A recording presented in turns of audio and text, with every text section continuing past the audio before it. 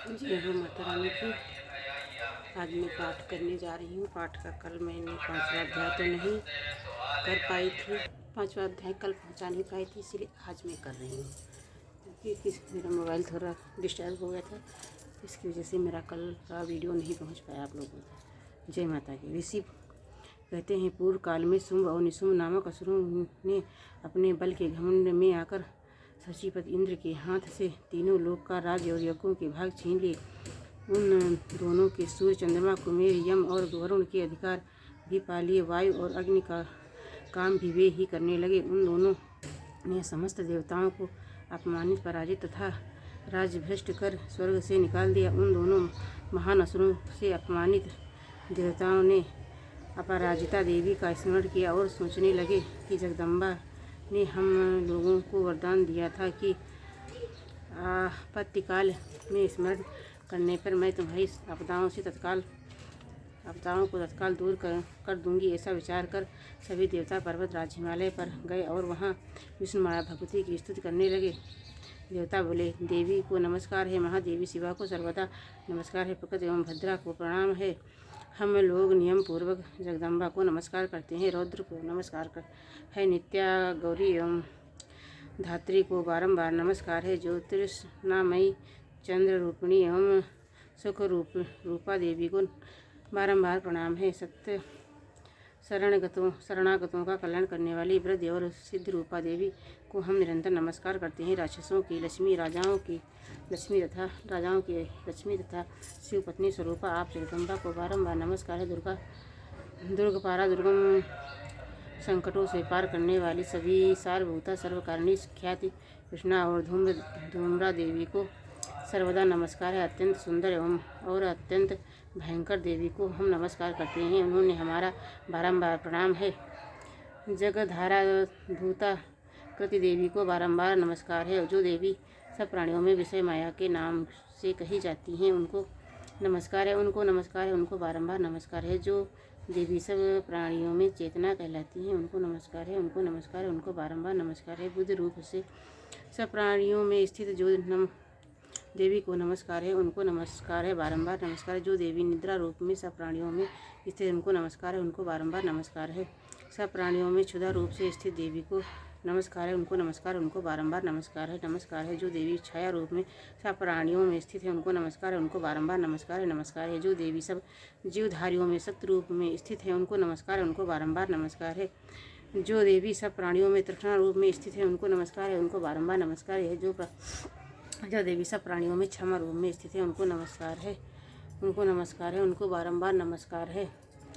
जो देवी लज्जा रूप में सब प्राणियों में स्थित है, उनको नमस्कार है, उनको बारंबार नमस्कार है।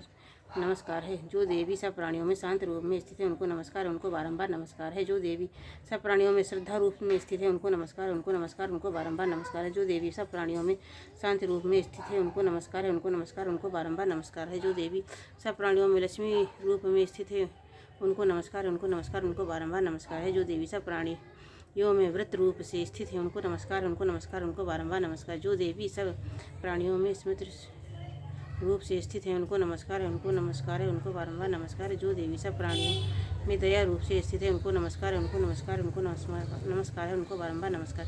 जो देवी सब प्राणियों में कृष्ण रूप में स्थित है, उनको नमस्कार, उनको बारंबार नमस्कार। जो देवी सब प्राणियों में माता रूप में स्थित है, उनको नमस्कार है, उनको बारंबार नमस्कार है। जो देवी सब प्राणियों में भ्रांति रूप में स्थित है, उनको नमस्कार है, उनको बारंबार नमस्कार है।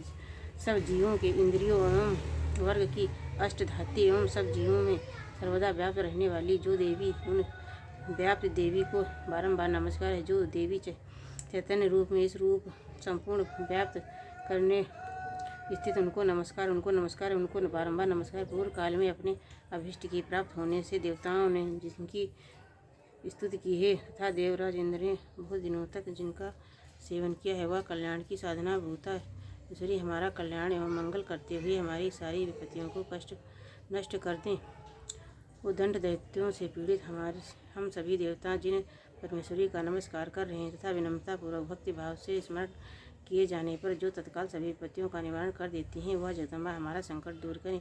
ऋषि बोले, इस प्रकार जब संपूर्ण देवता स्तुति करने लगे, उस समय पार्वती देवी ही गंगा जी में स्नान करने के लिए वहाँ पर आई। सुंदर भौवें वाली उन भगवती के देवताओं से पूछा, आप लोग यहाँ किसकी स्तुति कर रहे हो? तब उन्हीं के शरीर से प्रकट हुई शिवा देवी बोली कि शुंभ और निशुंभ से अपमानित एवं प्रजापति पराजित हुए ये सब देवता मेरी ही स्तुति कर रहे हैं, क्योंकि पार्वती जी के शरीर को से अंबिका प्रकट हुई। इसीलिए सब लोगों से वे कौशिकी कही जाती हैं। कौशिकी के प्रकट होने के कारण पार्वती देवी का शरीर काले रंग का हो गया। इसीलिए वे हिमालय पर रहने वाली कालिका देवी के नाम से विख्यात हुई। इसके बाद शुंभ और निशुंभ के सेवक चंडमुंड वहां आए और उन्होंने मनोहर रूप धारणी अंबिका देवी जी को देखा। फिर वे शुंभ के पास जाकर बोले, महाराज, अत्यंत सुंदर स्त्री अपनी दिव्य कांति से हिमालय को अलौकिक कर रही है।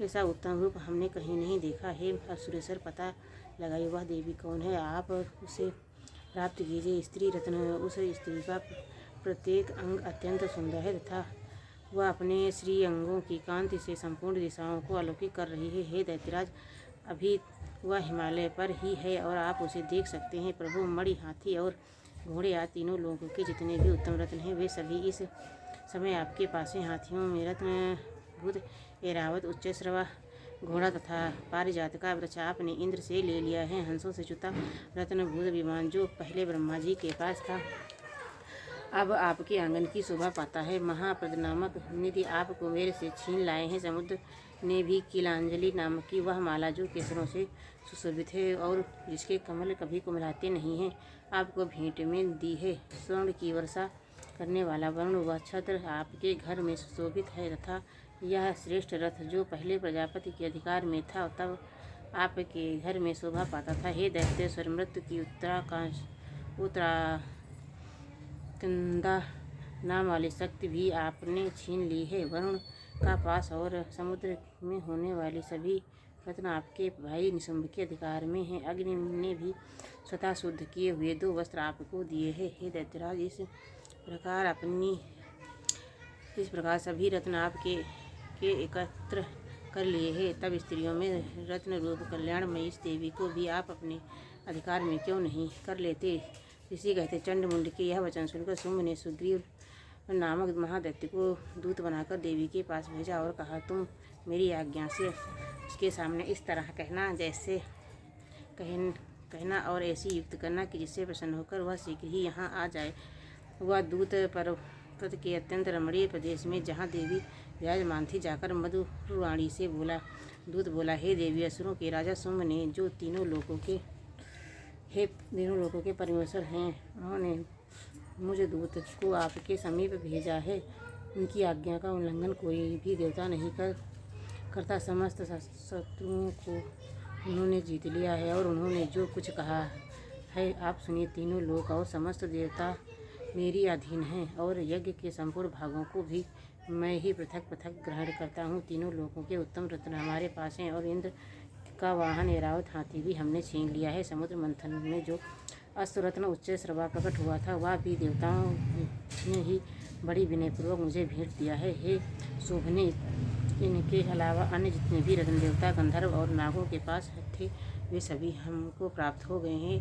हे देवी, हम तुमको संसार भर की स्त्रियों में रत्न समझते हैं। इस प्रकार तुम भी हमारे पास आ जाओ, क्योंकि रत्नों को भोगने वाले के तो केवल हम ही हैं। हे चंचल नेत्र वाली, आप रत्न रूप हो, इस कारण मुझे तथा बलवान मेरे छोटे भ्राता निशुंभ को पाकर सुख को भोगी हमको ग्रहण करने से तुम्हारे लिए अतुलित ऐश्वर्य मिलेगा।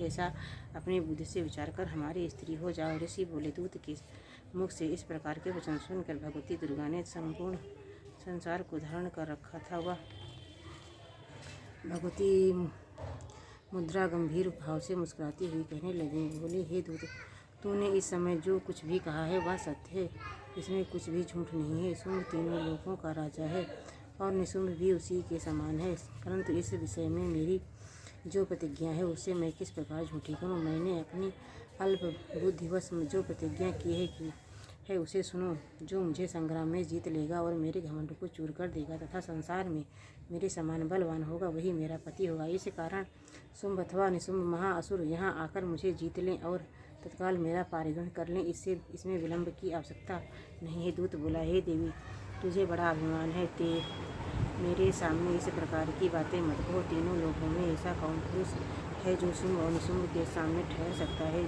उनके अलावा अन्य असुरों के सामने समस्त देवता युद्ध में नहीं ठहर सकते, फिर तुम अकेली स्त्री किस तरह के सामने ठहर सकोगी? इंद्र आदि सभी देवता जिन शुंभ निशुंभ आदि के आगे नहीं ठहर सके, तो तुम स्त्री होकर उनके सम्मुख किस बात पहुँच सकोगी? इस कारण तुम मेरे कथानुसार शुंभ निशुंभ के पास मेरे पास साथ चलो। ऐसा करने से तुम्हारे गौरव की रक्षा होगी, अन्यथा जब वे केस पकड़कर घसीटेंगे तब तुम्हें अपनी प्रतिष्ठा खोकर जाना पड़ेगा। देवी ने कहा, तुम्हारा कहना ठीक है। शुंभ बलवान है और निशुंभ भी बड़े पराक्रमी है, किंतु क्या करूं? मैंने पहले बिना सोचे समझे प्रतिज्ञा कर ली, अतः अब तुम जाओ। तुमने जो कुछ कहा है वह सब दैत्य राज से आदरपूर्वक कह देना, फिर वे जो उचित कहेंगे समझेंगे करेंगे। 5वां अध्याय समाप्त। यहाँ से 6ठा अध्याय शुरू होता है।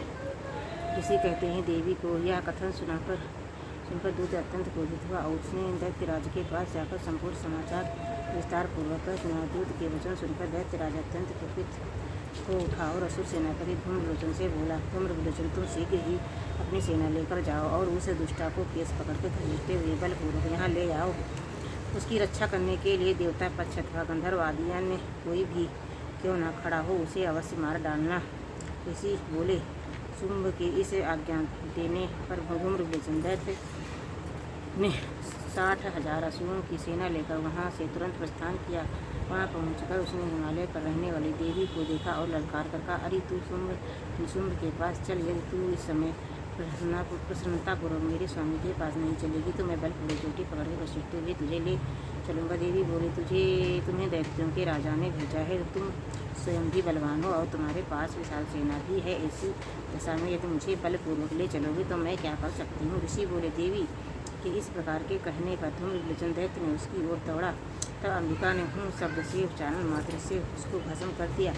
फिर तो क्रोध से विहल दैत्यों की विशाल सेना और अंबिका ने एक दूसरे पर तीखे बाणों से शक्तियाँ परसों की वर्षा आरंभ की। इतने में देवी का वाहन सिंह क्रोध से भरकर भयंकर गर्जना करने लगा।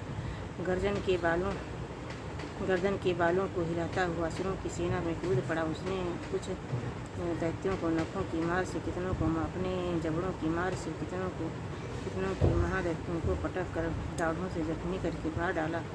उस सिंह ने अपने नखों से कितने के पेट फाड़ डाले और थप्पड़ पंजा मारकर कितने के सिर धड़ से अलग कर दिए। कितने की भुजाएं और मस्तक काट डाले तथा अपनी गर्दन के बाल हिलाते हुए उसने दूर दैत्यों के पेट फाड़कर उनका रक्त चूस लिया।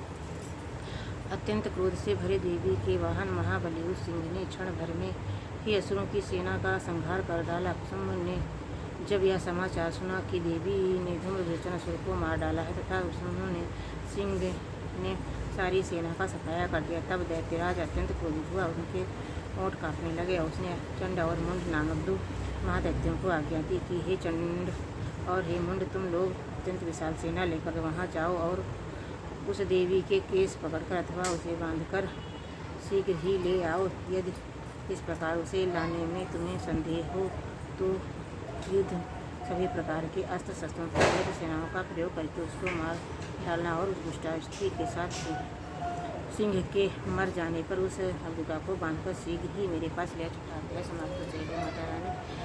दोनों अध्याय में आज आप लोगों तक पहुँचा रही हूँ इस वीडियो के माध्यम से। जय माता रानी। कल मेरा अध्याय आप लोगों का छूट गया, मगर मैंने किया था, इसीलिए आप तक पहुँचाने के लिए आप लोगों तक मैंने आज भी दोबारा ही मैंने दोनों अध्याय किए हैं। जय माता रानी।